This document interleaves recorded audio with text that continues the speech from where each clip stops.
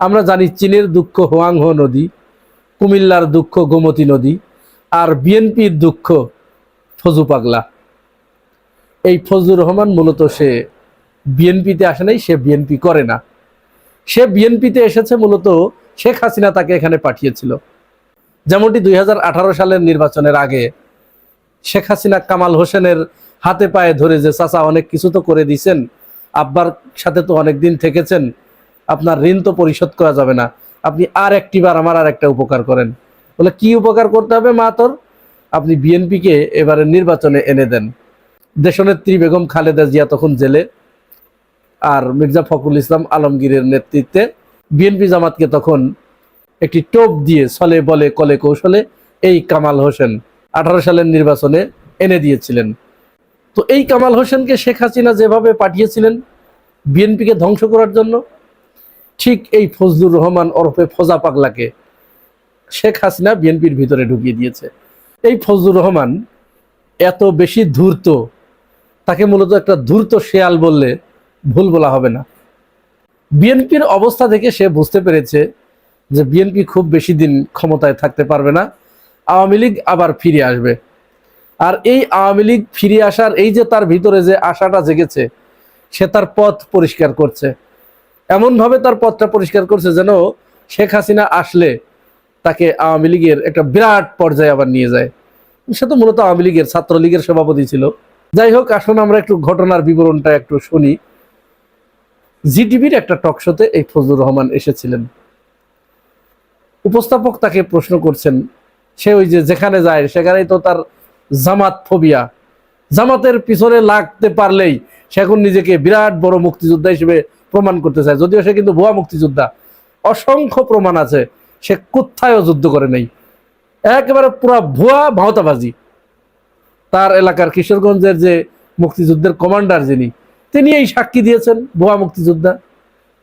এখন ছলে বলে কলে কৌশলে মুক্তিযুদ্ধ বিষয়ক মন্ত্রণালয়ের বড় একটা পদ বাগিয়ে নেবার জন্য তিনি এখন ধান্দা করছেন। ধান্দাটা এত ধান্দা করছে, আসলে যে বললাম ধূর্ত শেয়াল, এই ধূর্ত তার ধান্দাটা এমন পর্যায়ে নিয়ে গেছে এখন সে কোথায় কোথায় মুক্তিযুদ্ধ মুক্তিযুদ্ধ মুক্তিযুদ্ধ। আচ্ছা, বাংলাদেশে মুক্তিযুদ্ধের কে বিপক্ষে এখন বলেন তো? বাংলাদেশে মুক্তিযুদ্ধের বিপক্ষে কেউ নাই। ও শুধু ওর স্বার্থ চরিতার্থ করার জন্য 24 এবং মুক্তিযুদ্ধকে মুখোমুখি দাঁড় করিয়েছে। যেখানেই 24-এর আলোচনা আনা হয়, কৌশলে মুহূর্তের ভিতরেই ওখানে 71 ঢুকিয়ে দেওয়া হয়। এটা অত্যন্ত সুকৌশলে আওয়ামী লীগ এবং তার দোসররা এই কাজটি করেছে। তো যাই হোক, ফজলুর রহমানকে প্রশ্ন করছে যে আপনি তো জামাতকে খালি ক্ষমা চাইতে বলেন, শেখ হাসিনাও তো এখানে একটা গণহত্যা চালিয়েছে। এইবার এই ফজলুর রহমানের আসল চেহারা বেরিয়ে আসলো। সে যে একটা গিরগিটি, সে যে গুপ্তচর, বিএনপির ভিতরে যে সে ঢুকেছে বিএনপিকে বিবাদে ফেলানোর জন্য, এইবার এটা বেরিয়ে আসলো। সে বলছে শেখ হাসিনা গণহত্যা করেছে কিনা এটা ইতিহাস বিচার করবে, এটা ইতিহাস হতে এখনো বাকি আছে। এটা কিসের গণহত্যা, কয়জন মানুষ মারছে, আপনি পুলিশ হত্যার বিচার করবেন না? পুলিশ হত্যার কথা কেন আনেন না? তার মানে এই 24-এর গণহত্যার কথা বললেই পুলিশ হত্যার কথা কারা বলে? আওয়ামী লীগ এবং আওয়ামী লীগের যারা গুপ্তচর, যারা দোসর, তারা বলে। সে বলছে এই পুলিশ হত্যার পরিমাণ 100 না 1000-এর উপরে।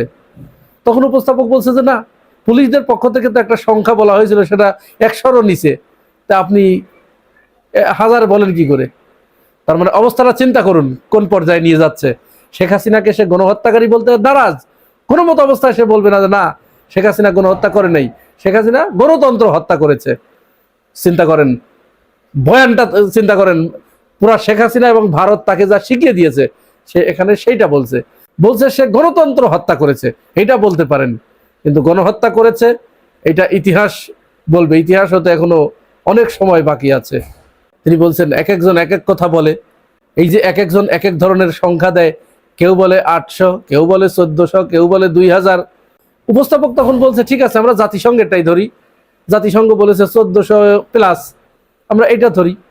উনি ওটাও মানবেন না যে না, এখানে কোনো গণহত্যা হয় নাই, আপনি পুলিশ হত্যার সংখ্যা দিয়ে বিচার করবেন না, পুলিশ হত্যার বিচার আপনাকে করতে হবে এদেশে পুলিশ হত্যার বিচার হবে। আচ্ছা, এই দেশে যখন পাকিস্তানের সাথে যুদ্ধ হয়েছিল তখন মুক্তিযোদ্ধারা পাকিস্তানি বাহিনীকে হত্যা করে নেই? তার বিচার হয়েছে? একটা সংকটকালীন মুহূর্তে যখন বিবদমান দুই পক্ষ যখন সংঘর্ষে লিপ্ত হয় তখন তো শত্রুপক্ষের লোক মরবে, এটাই তো স্বাভাবিক। পুলিশ এখানে কি আচরণটা এদেশের ছাত্র সমাজের সাথে করেছে, নির্বিচারে গুলি চালিয়েছে, স্নাইপার দিয়ে ছাত্রদেরকে হত্যা করেছে। ছাত্ররা তাদের জীবন বাঁচানোর জন্য, হতে পারে 2-4 জন গেছে, এই সংখ্যাটা, এই যে তারা বয়ান দিচ্ছে 3200 পুলিশ হত্যা করেছে, এর তালিকা তারা দিতে পারে না? কোন কোন পরিবার থেকে কোন কোন পুলিশকে হত্যা করা হয়েছে এই তালিকা ওই পরিবারগুলো দিচ্ছে না? কেন দিচ্ছে না? আর পুলিশ তো সেটা দিয়ে বলেছে। কথা সেটা না, কথা হচ্ছে ফজলুর রহমান বিএনপির ভিতরে এসে আওয়ামী বয়ান কেন সে ফেরি করছে, আওয়ামী লীগকে কেন সে ডিফেন্ড করছে। এই ধূর্ত শেয়াল বিএনপিকে ভিতর থেকে একেবারে ধ্বংস করে দেওয়ার জন্য মূলত সে আওয়ামী লীগের হয়ে কাজ করছে। কিন্তু কোনো এক অদৃশ্য কারণে আমরা জানি না বিএনপি এই জিনিসটা কেন বুঝতে পারছে না। এত কিছুর পরেও প্রকাশ্যে আওয়ামী লীগের পক্ষে কথা বলার পরেও বিএনপি এই ধূর্ত শেয়ালটাকে, এই উম্মাদকে, এই পাগলটাকে কেন আবার নমিনেশন দিল বহিষ্কার করার পরেও, এটি আমাদের বুঝে আসে না। তাহলে কি আমরা এটি মনে করব যে বিএনপি নিজের হাতে তার কবর রচনা করছে, তার বিপদ ডেকে আনছে? প্রিয় ভাই ও বোনেরা, এ ব্যাপারে আপনাদের মতামত কি জানাবেন মন্তব্যের ঘরে। আর আপনি যদি আমার এই চ্যানেলে নতুন হয়ে থাকেন তাহলে চ্যানেলটি সাবস্ক্রাইব করে পাশে থাকবেন। আজ এ পর্যন্তই, ভালো থাকবেন, আল্লাহ হাফেজ।